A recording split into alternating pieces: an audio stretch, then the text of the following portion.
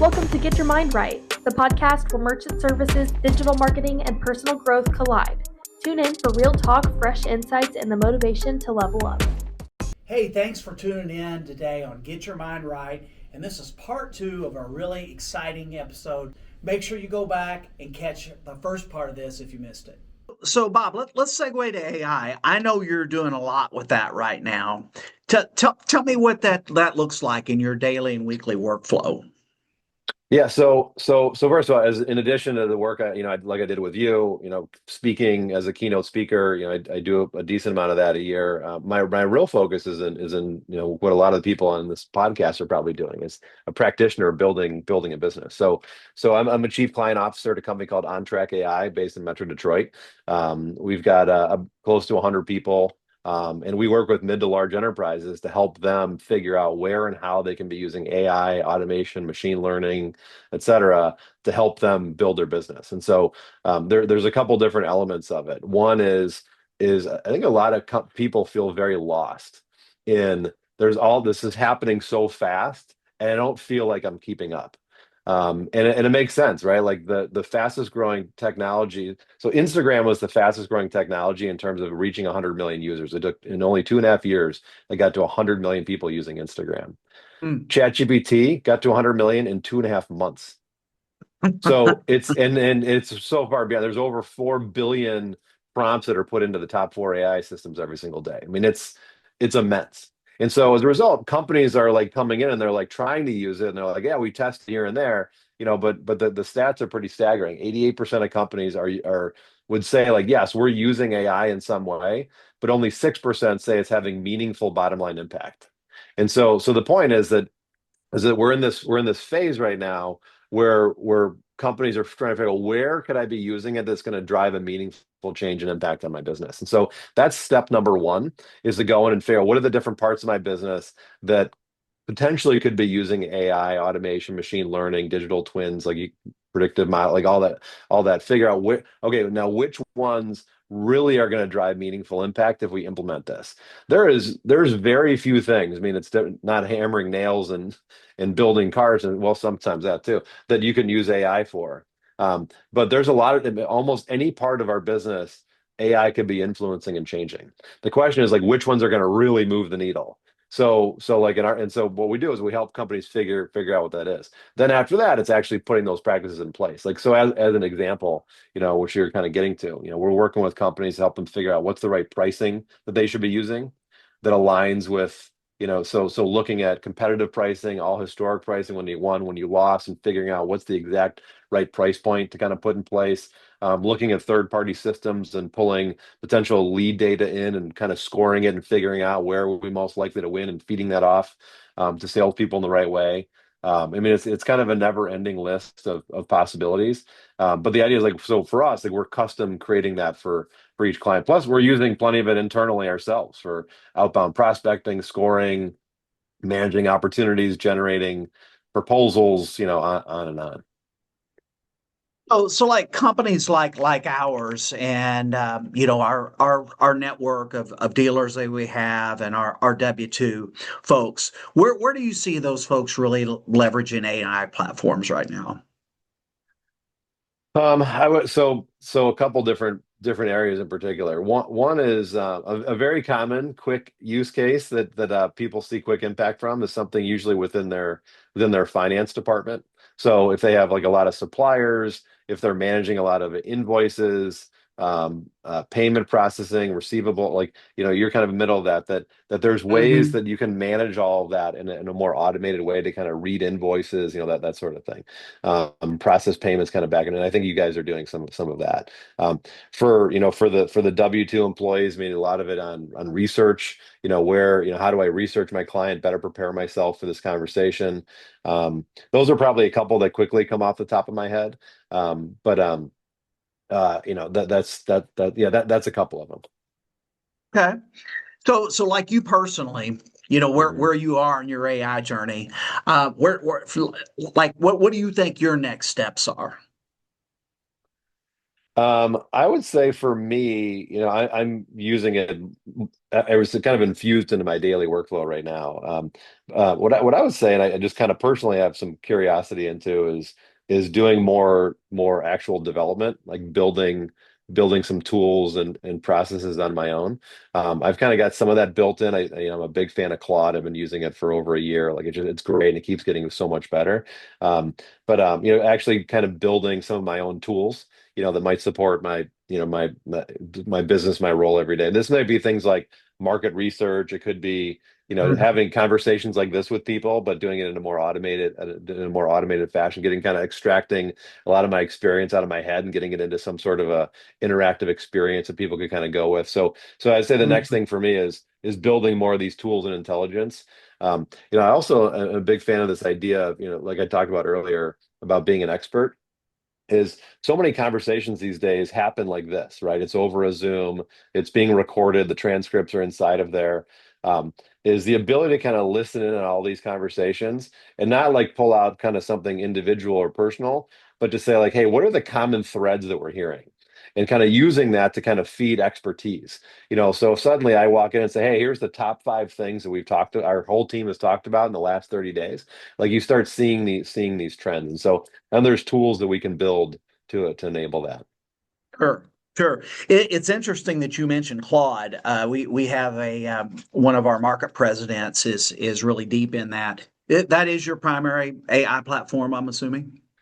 Yeah, I mean personally that's the one I use. And as a company, we have an enterprise license and we kind of have decided to kind of focus on that. However, for our clients, like we're agnostic. I mean, we'll go across any AI tool, including the ones that are not household names and are kind of deep inside of a business. But yeah, when it comes to just day-to-day usage and what we use to kind of create sales material, help us prepare for meetings, Hmm. and kind of start prospecting, I mean, we're leveraging Claude.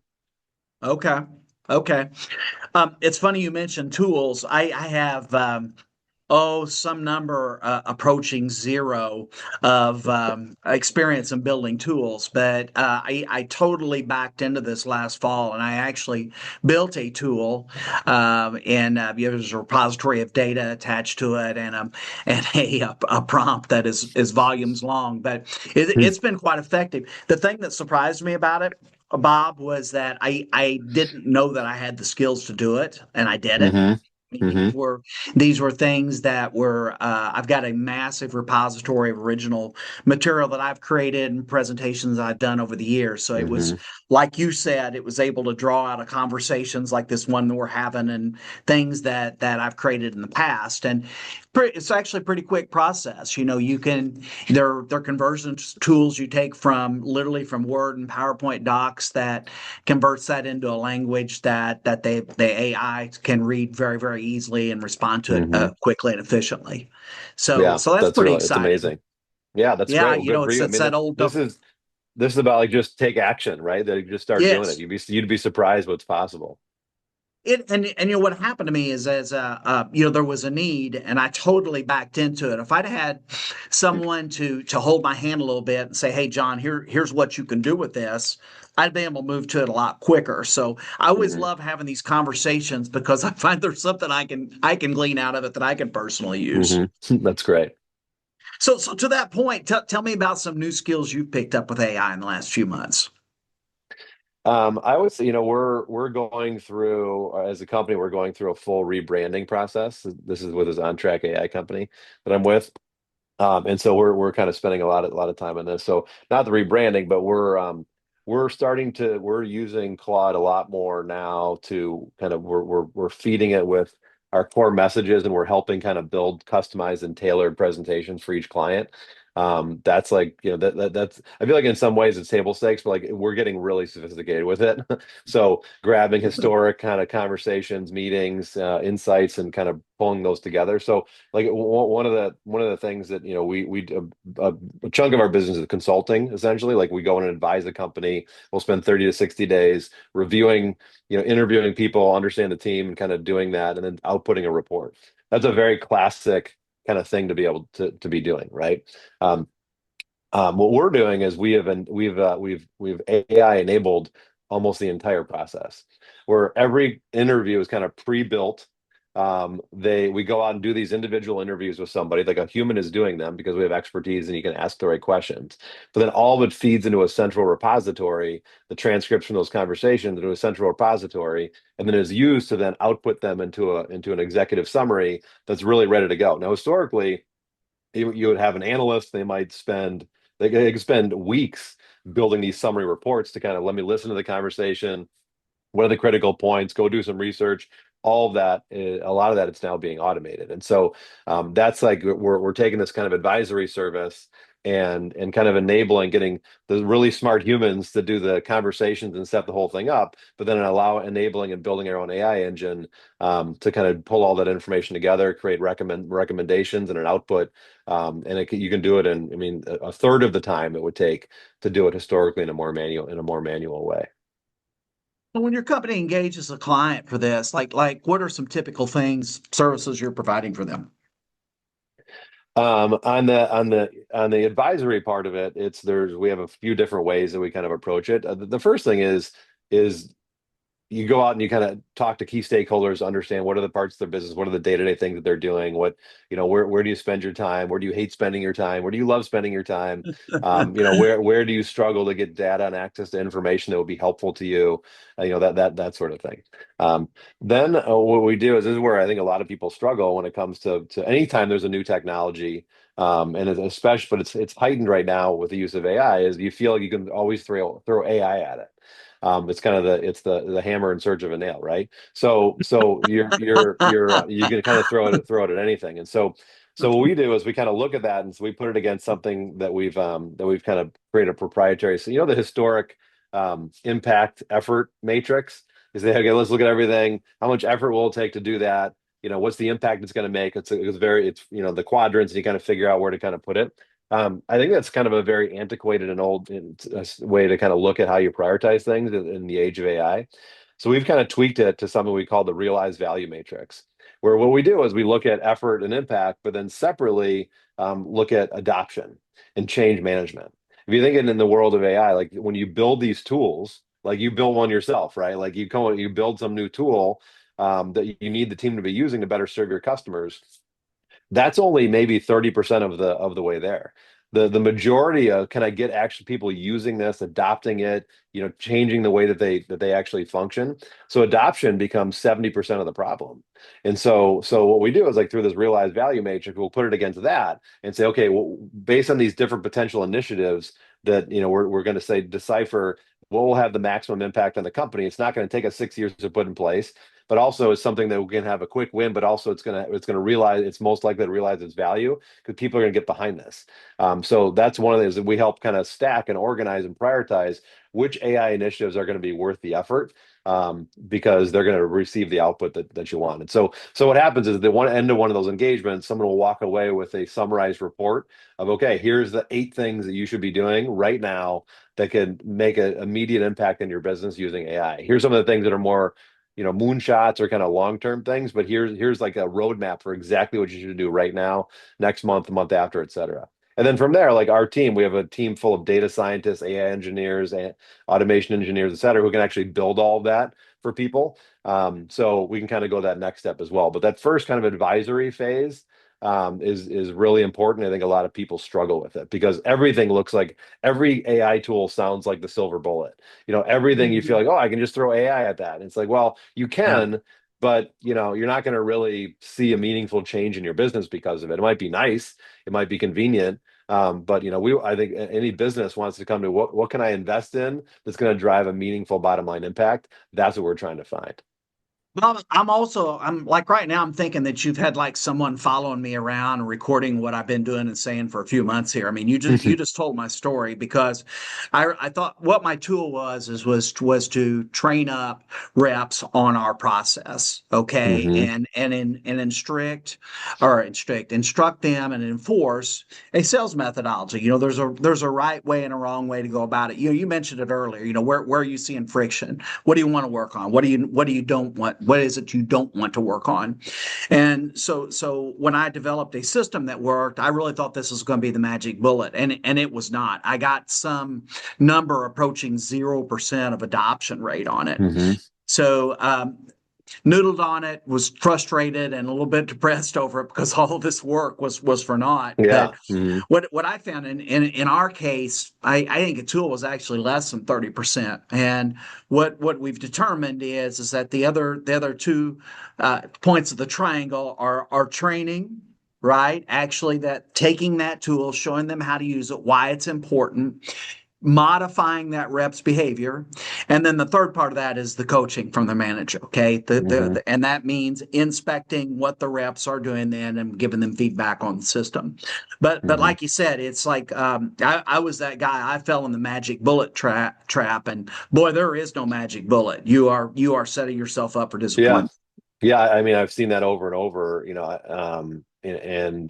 yeah, that's the part that matters the most is how do you can call it whatever you want. You call it adoption, you call it execution, there's a Mhm. lot of different kind of labels you can put on top of it, but that is vitally important. I think back, it reminds me of it was when I think in my first role as a manager, managing a team of people. I was at this digital marketing company. I was managing a team of about 12 people in the Midwest, and I had been. It sounds very similar. Like I had been harping on like, hey, here's the new way we should run this business, and here's our KPIs, and here's what we're going to manage around, and giving everybody their goals, and here's how you're going to accomplish your goals, and here's how it all works, and this is like a beautiful system that we're building to attack like our ultimate objectives, and like I just felt like it was falling on deaf ears. Like I spent all this time like building spreadsheets and models and my own formulas and algorithms for how what's the percentage of like conversations that turn into meetings and all the way through the sales process, and it just was falling on deaf ears and nobody was doing anything about it, and it was frustrating because I'm like, I know this is the right way, but I can't seem to get people to adopt to it. And then I'll never forget one day I was in a conversation with my team, and I said, I'm gonna, instead of telling them about what they should be doing and how this should all work, I'm going to change this around. And so I said, I'm going to build like I'm going to have them start building this. Say, let's start here. And I kind of enabled them. Here's a simple little, in that time it was a spreadsheet, which now you could do through an interactive tool. I'm going to say, okay, what's your goal for the year? What do you want to accomplish? Like, so I might say, hey, here's your target or your quota, but like, what do you want to accomplish? And they say, I don't know, $3 million. I'm like, okay, so let's break that down and start walking them through like which customers are you going to get that from? How much do you feel like is locked in? Okay, how much is the gap? Okay, that's helpful. Now, what customers are you going to need to find? It basically walk them through this whole process where they realized that they needed to kind of build their own individual accountability plan. I couldn't hand it to them, but I'll never forget the moment when they built this. They're like, I know exactly what I need to do right now. How are you gonna, Bob? How can you help hold us accountable to this? Because what I'm gonna struggle with is making sure I'm doing this on a day-to-day basis. And it was like music to my ears. It made me realize, what you said is if you think about the audience that you're trying to change or drive, if they become part of creating the solution, they're radically more likely to adopt it because they'll feel a sense of authorship. They feel a sense of ownership. They understand why that tool or system is going to be in place. And suddenly you become the person that just is kind of orchestrating and making sure everyone's using and adopting, but they want to and they've fully internalized it. So the more it can be, instead of like, hey, come down from on high, I've built the perfect tool, let's all go use this, is invite the team into that process and help them create it with you. They're radically more likely to adopt it. Hmm. Man, there's a lot to this. Yeah, no doubt. A lot of potential here. So, Bob, I change subjects on you here. Hmm. I understand you were in business with your father at one point. Hmm. Tell me I what that was, was all yeah. about. Yeah. Yeah, that was a great experience. But we worked together for a couple years. We were early in the digital marketing space. And there was a lot of things that I learned from. He was very successful and in sales and sales leadership. He had his own business going for a while. And I learned a ton from him. I mean, so working with so to answer your question, like there were the positives, like we are very close, like I learned a ton from him. And being able to do that day to day, obviously I was with someone who trusted me and I trusted him, and all that was really positive. Where it got tough at times though was it never went away. Like, so suddenly, like when we're in the office, like, we're working on client projects and initiatives, but then when we'd be at home having dinner or, out playing golf or, celebrating Easter or whatever it might be, work was always coming up. It became difficult to kind of break that cycle of like, because you're always thinking about work and always talking about work, and things that at work kind of bring themselves out at home. And so that actually become a part of it that was a little bit tough. Like where like I don't I want us to have a relationship that's not always about the work that we're doing. It's about other things too. So that was kind of some of the pros and cons of it. But I learned a ton from him. I learned he was incredible at asking great questions, getting to the heart of what people are looking for, taking a genuine deep interest in other people. And customers felt it. I mean, our win rate was extraordinarily high because anyone we met with, they liked us, they trusted us, they felt like we truly understood their business. And it was a great experience, and I learned a ton from him that has kind of continued to shape my career. Well, that was a great experience. It's funny. My daughter works with me, and she'd worked for us for all 4 years when she was an undergrad in the summer and over the holidays. And it came time for her to get a real job, and she didn't even consider coming to work for us. And she told me, she says, "Well, Dad," she goes, I just don't want this to like take over our personal life. I Yeah, know that's how it. Right. I know how you are."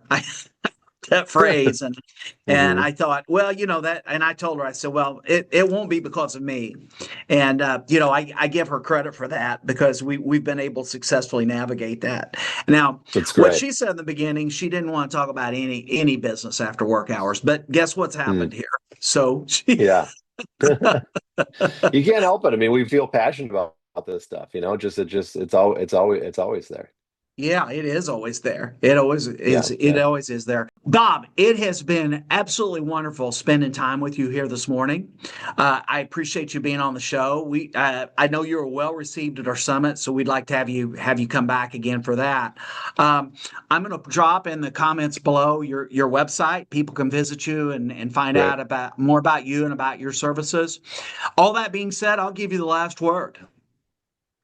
Well, John, I really appreciate the time. I would say kind of the things that I would leave folks with. So yeah, check out my website. I got ideas, some of the things I've talked about, and a lot more tactically specific things to do. But what I would say is believe in yourself as an expert because you are. Um, you do whatever your role is, whether you're a manager, a frontline salesperson, a frontline manager, a senior leader, a founder, an executive, like you're an expert at what you do. And so be an expert and passionate about what you're doing. And when you bring that with your customers, they're going to see that and feel that. Sales is not something that you do to somebody. It's an act of service. We are helping people get what they want and what they need. And you can only do that if you're truly an expert. I totally agree, Bob. And I'm going to borrow one of your phrases here: a hammer in search of a nail. I love that. I love that. Yep. Yep. Any rate, folks, Bob Marsh, check him out. Check his website out in the comments below. Appreciate you coming on, Bob. For Bob Marsh, I'm John Johnson, and I'll see you back here next time on Get Your Mind Right.